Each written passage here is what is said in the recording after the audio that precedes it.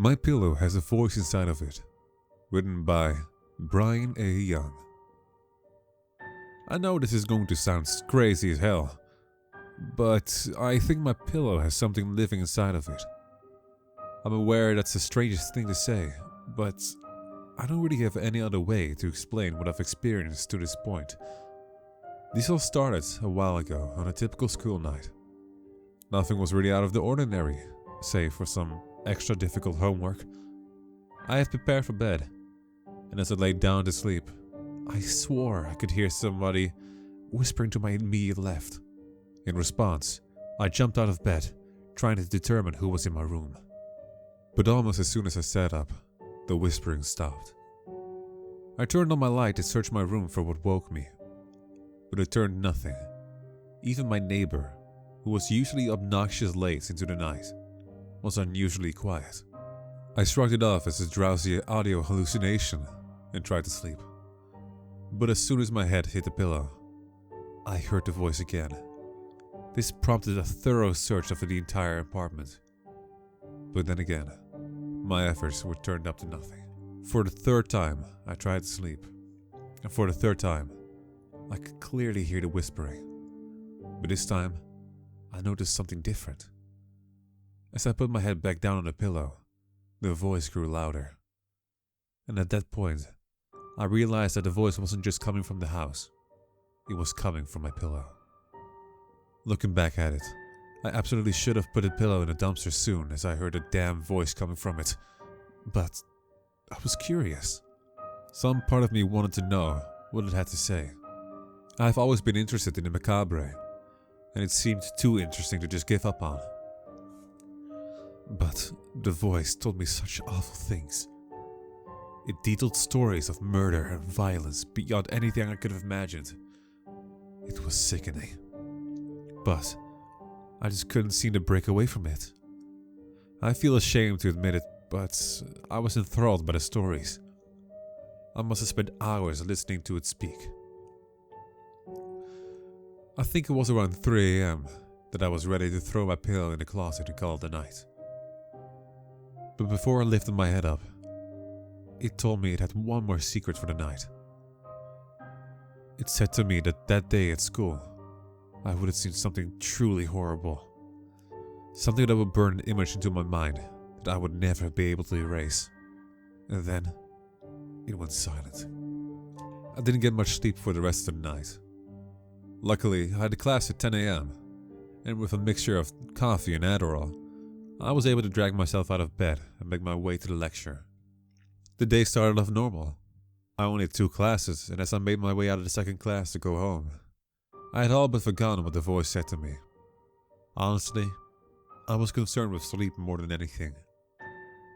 But, as I walked to my car, I heard a scream pierce the serenity of my small college.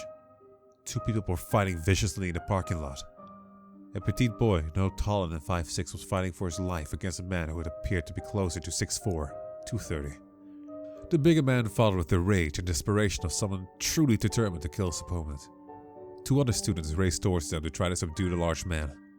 Still, he shook them off with ease and began bashing the smaller boy's head into the concrete and pulling at his neck as he was trying to tear it from his shoulders. I forced myself out of the shock of the moment and jumped in to help the 2 others. Together, we managed to hold the large man off just enough for a group of people to subdue him completely and call 911. Only after the police and the ambulance arrived did I get a look at the boy's unmoving body. His skull had punctured through the skin, and it appeared as though brain matter was among the large pool of blood collecting on the concrete. Teeth littered the ground, and his neck looked twisted to a disgusting degree. The voice was right. It's an image I will never forget. The boy was rushed to the hospital, and from the rumors around the school, he somehow survived. Whatever that was worth. I mean, what kind of life does he lead now that he lives in a vegetative state? As for the attacker, he apparently never even knew the boy. I'm not even sure he was a student. Rumors pegged the 2 as mild acquaintances at best. But I'm not sure I believe that. How could someone have that kind of hate towards someone they barely even know? It just doesn't make sense in my mind. Honestly, the whole thing messed me up for a few days. I wanted answers so badly. Did the voice living in my pillow actually know the future? Or was this just a strange coincidence? As much as I wanted to believe it was a lucky guess, my gut told me that simply wasn't true. When I got home, I went for the pillow in my closet and tried to listen to the voice, but it remained silent. Thinking that maybe the voice only spoke up at night, I waited until I was ready for bed, but still, I heard nothing. Over the next few days, I tried to listen to it, but it didn't say a word. During this time, I was skipping class, partially for my own mental health and partially in hopes that I'd catch the voice at some point. However, it wasn't until Sunday of the following week that things picked up again. Before returning to class, I opted to head to bed early, and I finally heard it. A little caught off guard, I popped out to examine my pillow. The voice greeted me, but in its return, it seemed louder. I no longer need to be lying directly on top of it to hear it. It reiterated the horrors of what I saw in excruciating detail. I lived every moment again in my head, as somehow the voice seemed to tell the story more vividly than even my own mind could replay. It paused for a moment after finishing the gruesome tale before asking if I wanted to know more. In hindsight, right at the moment, I should have taken it, tied to the heaviest thing I could find, and then throw it out to the ocean. But I didn't. No, I couldn't.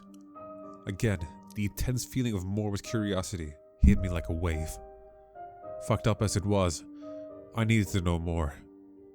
With no hesitation, I simply told it yes. That night, it told me the story about how there would be something terrible it found in my next door neighbor's apartment. Similar to the last time, it spent hours telling me about the history behind this tragedy. There would often be nights of loud noises and weird smells coming from their home.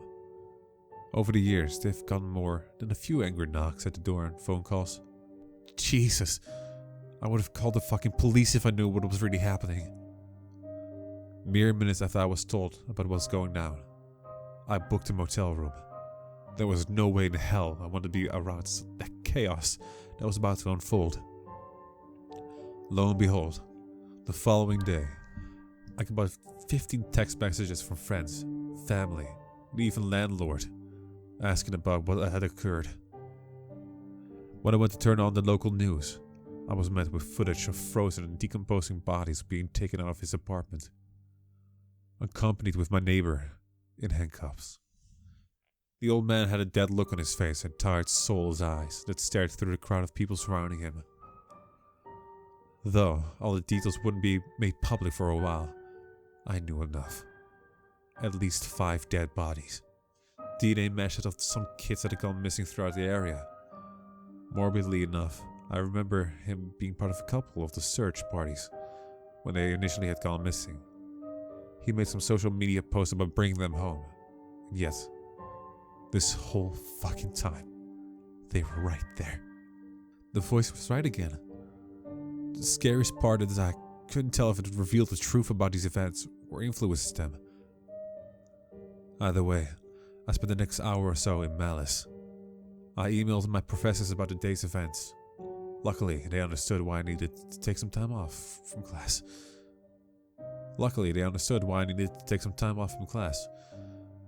After dealing with questions from police and the trauma of knowing what went down, school just couldn't be the forefront of my mind at the moment. To this day, it bothers me. I knew he was strange. I knew he was obnoxious and had a bit of a creepy vibe. But consuming children? In the apartment right next to me, no less. How does one process that? There were other parts to the story that I don't feel entirely comfortable sharing.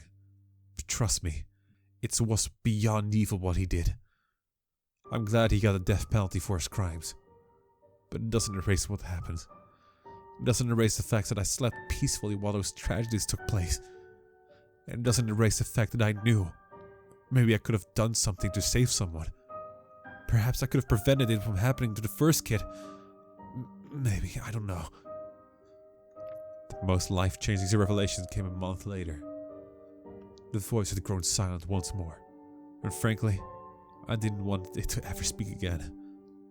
The only reason I didn't get rid of the damn thing was that I was scared. I feared that if someone else found it, they would have been drawn to it the same way I would.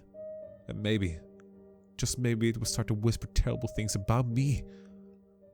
Oddly enough, during that time, I used the damn thing. Every night I made it a point to sleep on a pillow. Whether I slept on the couch or had my girlfriend over, my priority was to make sure I could always hear the voice.